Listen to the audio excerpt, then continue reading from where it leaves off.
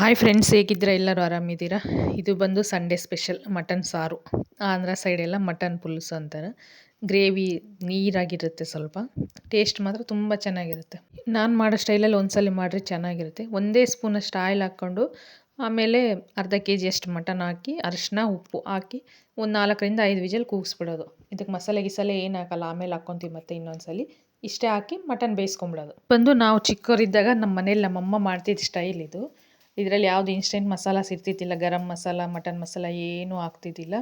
ಮನೇಲೇ ರುಬ್ಬಿದಾಕಿ ಮಾಡ್ತಿರೋದು ಯಾವ ಥರ ಅಂತ ನೋಡ್ಕೊಂಡು ನಾನು ಈಗ ಮಟನ್ ಕುದ್ದಿದೆ. ಈಗ ತೆಗೆದುಬಿಟ್ಟು ಸಪ್ರೇಟಾಗಿ ಹಾಕಿ ತೋರಿಸ್ತಾನೆ. ಒಂದು ಪ್ಯಾನ್ ಇಟ್ಟು ಅದಕ್ಕೆ ಕೊತ್ತಂಬರಿ ಕಾಳು, ಧನಿಯಾ ಕಾಳು ಹಾಕೋದು, ಚಕ್ಕೆ ಮತ್ತು ಲವಂಗ ಇಷ್ಟೇ ಹುರ್ಕೊಳೋದು. ಇವಿಷ್ಟು ಹುರ್ಕೊಂಡು ಪುಡಿ ಮಾಡ್ಕೋಬೇಕಾಗ್ತದೆ. ಕಲರ್ ಚೇಂಜ್ ಆಗೋವರೆಗೂ ಹುರ್ಕೋಬೇಕು. ಇದು ಬಂದು ನಮ್ಮ ಮನೇಲಿ ಮಾಡ್ತಿದ್ದ ಅವಾಗ. ಇವಾಗೆಲ್ಲ ನಾವು ಸ್ವಲ್ಪ ಚೇಂಜಸ್ ಮಾಡ್ಕೊಂಬಿಟ್ಟಿವಿ ಅಡುಗೆನಲ್ಲಿ.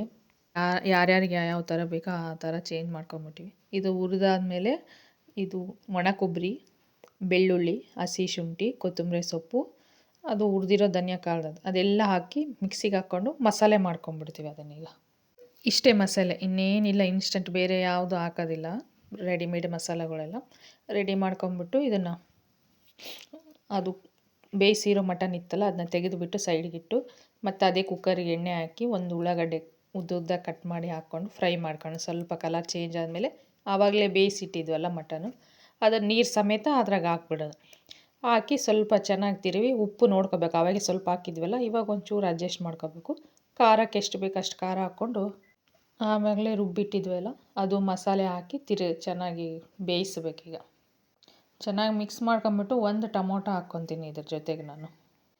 ಟೊಮೊಟೊ ಹಾಕ್ಬಿಟ್ಟು ಮುಚ್ಚಳ ಮುಚ್ಚಿ ಮತ್ತೊಂದು 3 ವಿಜಲ್ಸ್ ಹಾಕ್ಸ್ಬಿಟ್ರೆ ಆಯ್ತು. ಆವಾಗಲೇ ಒಂದು 3 ಹಾಕ್ಸಿದ್ದೆ. ಮಟನ್ ಎಲ್ಲ ಬೇಗ ಬೇಯಲ್ಲ ಅಂತ ಅಷ್ಟೇ. ಯಾರಾದರೂ ಹೊಸಬರು ನೋಡ್ತೀರಿ ನನ್ನ ಚಾನಲ್ನ ಸಬ್ಸ್ಕ್ರೈಬ್ ಮಾಡಿ ಫ್ರೆಂಡ್ಸ್. ಇದು ಸಾರು ಬಂದು ಸ್ವಲ್ಪ ಜಾಸ್ತಿ ಇರುತ್ತೆ, ತೆಳ್ಳಗೂ ಇರುತ್ತೆ. ಮುದ್ದೆಗೆ ಮಾತ್ರ ಸೂಪರ್ ಇರುತ್ತೆ. ಸಾರು ಜಾಸ್ತಿನೇ ಬೇಕಲ್ಲ ಮುದ್ದೆಗೆ, ರೊಟ್ಟಿಗೆ, ಅನ್ನಕ್ಕೆ ಕೂಡ ಚೆನ್ನಾಗಿರುತ್ತೆ. 3 ವಿಸಲ್ ಆದಮೇಲೆ ತೆಗೆದಿರಿ. ಆದಮೇಲೆ ಬಿಸಿ ಬಿಸಿ ಮಟನ್ ಸಾರು ರೆಡಿ ಆಗೋಯ್ತು. ಪ್ಲೀಸ್ ಮನೇಲಿ ಟ್ರೈ ಮಾಡಿ ಫ್ರೆಂಡ್ಸ್. ಹೊಸಬರು ನೋಡ್ತಿದ್ರೆ ಸಬ್ಸ್ಕ್ರೈಬ್ ಮಾಡಿ. ಇನ್ಸ್ಟಾಗ್ರಾಮ್ನಲ್ಲಾದರೆ ಲಿಂಕ್ ಬಯೋದಲ್ಲಿದೆ, ಸಬ್ಸ್ಕ್ರೈಬ್ ಮಾಡಿ.